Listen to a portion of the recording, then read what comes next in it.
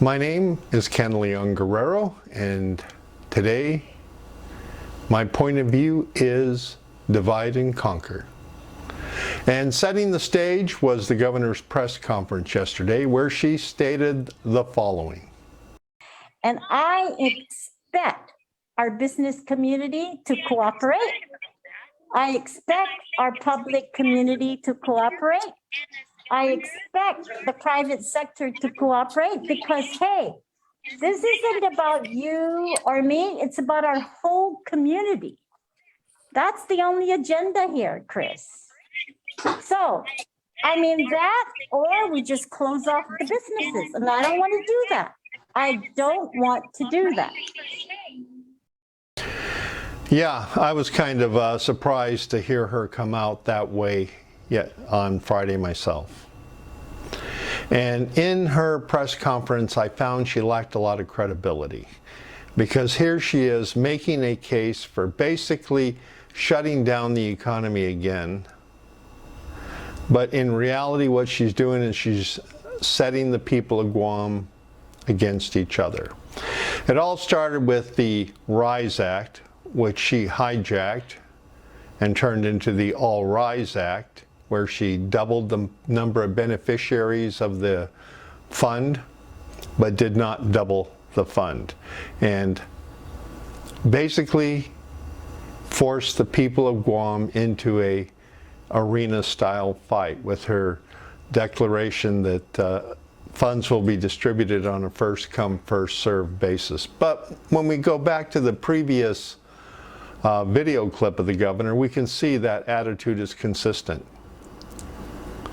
So she's pitting the people of Guam against each other on the All Rise Act. And with this extension and modification of her executive order, she's pitting the people of Guam against each other again. Because the extraordinary measures she's requiring are not justified by the numbers. The number of people in the hospital is 16. The number of people in ICU is 2.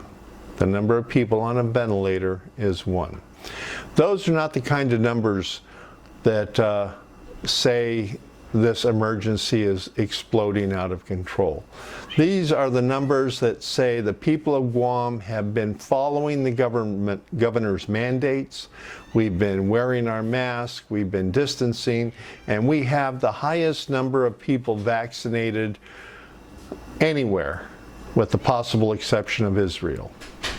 We're at 80%, Israel's, I think, 83%.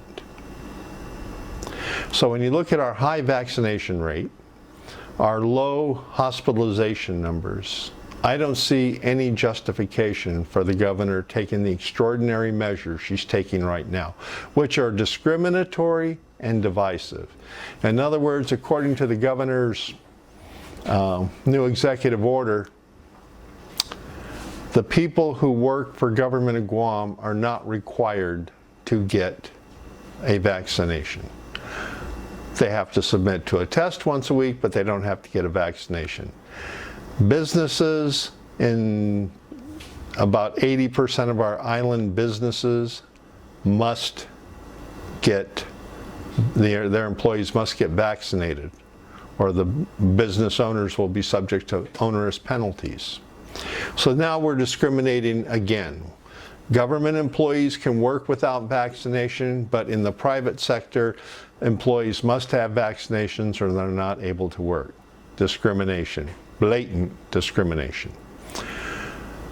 Which I'm not surprised, because now we have a situation where if I go to DMV, I have to show my card. But the people who work in DMV don't have to have vaccination. So I have to be vaccinated in order to get into DMV, go to restaurants, go to a movie theater.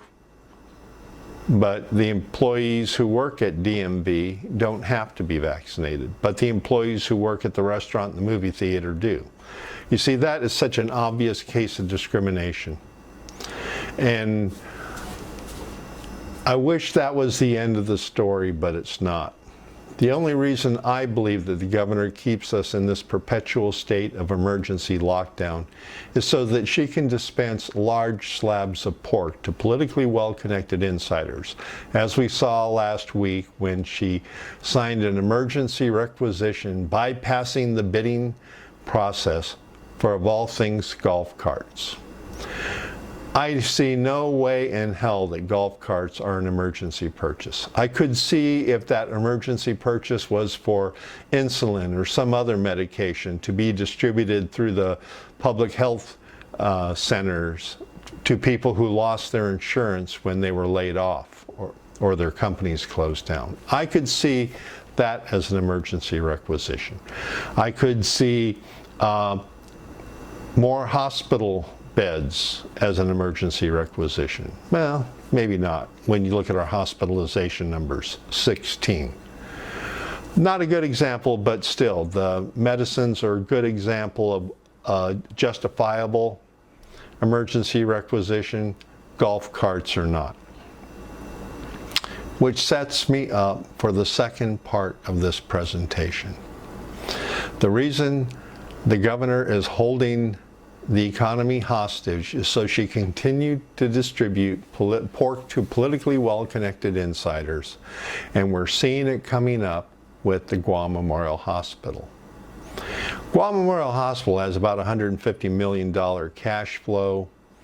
It's not run by professionals. In other words, it's run by political appointees instead of trained, certified hospital administrators with verifiable background of success running public hospitals. Instead, Guam Memorial is being run by a politically well-connected insider, and the hospital itself is being used as a giant money machine, an ATM distributing contracts and jobs to politically well-connected insiders and their followers. And now the governor is using the pandemic to take it to a whole new level.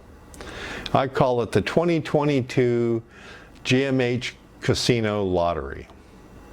The governor is holding $300 million of American Rescue Plan money that was given to the people of Guam by the taxpayers of the United States under guidance from Congress to help protect the people of Guam. But instead of using that money to protect the people of Guam as our social safety nets start shredding, PUA is about to run out, the moratorium on evictions and foreclosures is about to run out, and the increases to the SNAP program are about to expire, although I hear there may be an extension there.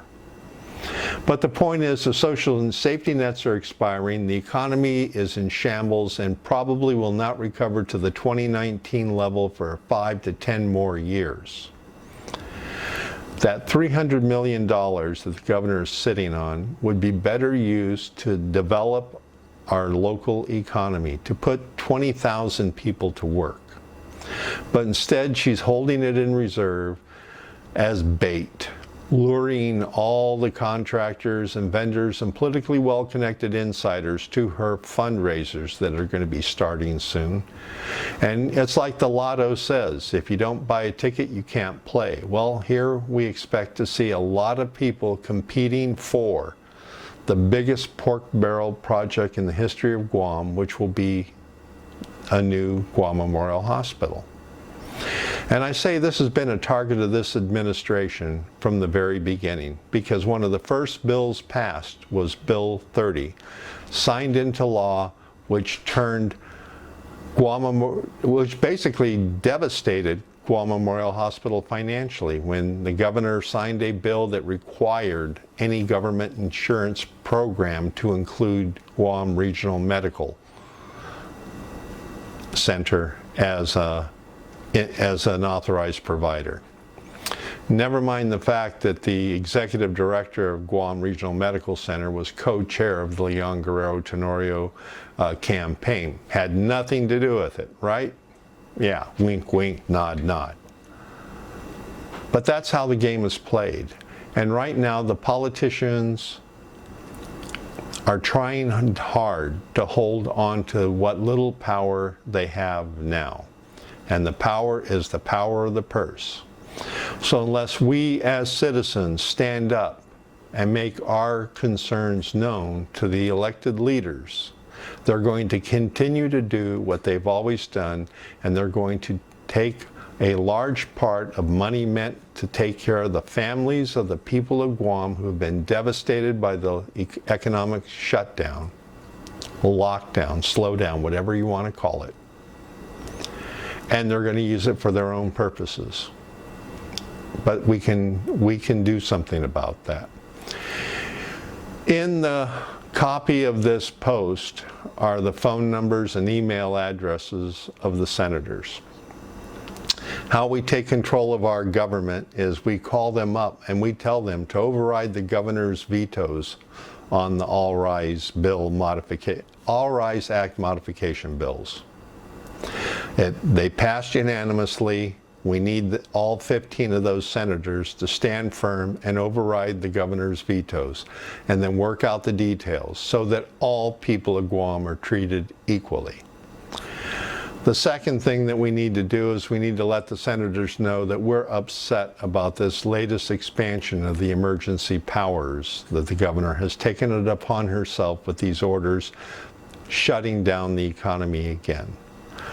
A lot of people who just started going back to work are going to be losing their jobs as the economy stumbles as a result of this order. I could understand it if we had 300, 400, 500 people in the hospital, another 100 or 150 in the ICU units, and maybe 100 people on ventilators, but we don't. We have 16 people in the hospital. We have 2 in ICU and 1 on ventilators. Those numbers do not justify locking down the economy again. But the governor's going to get away with it as long as we are quiet, as long as we don't make noise. And the way we make noise is we contact the people we elected to represent us in the legislature, also known as the People's House.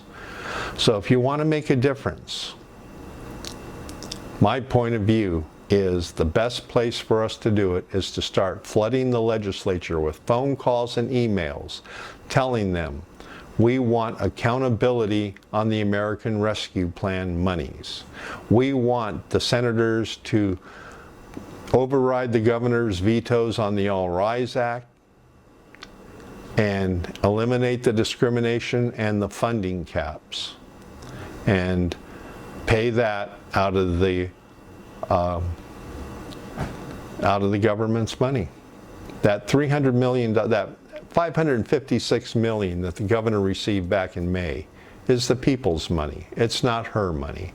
And the more of us call the senators or email the senators, the greater chance we have of having that money used for our benefit and not their benefit. I'm Ken Leon-Guerrero, and this has been my point of view on the new challenges brought about by the latest round of government orders, on the governor's expected veto of the All Rise modifications, and how that $300 million, instead of going to Guam Memorial Hospital, a large chunk of it is going to go through the hands of politically well-connected insiders and not benefit the people of Guam at all. I'd like to hear your point of view, and if you would like to share it with me in private, you can send me an email at kenleonguerrero@yahoo.com. Until next week, and another point of view, I'm Ken Leon-Guerrero.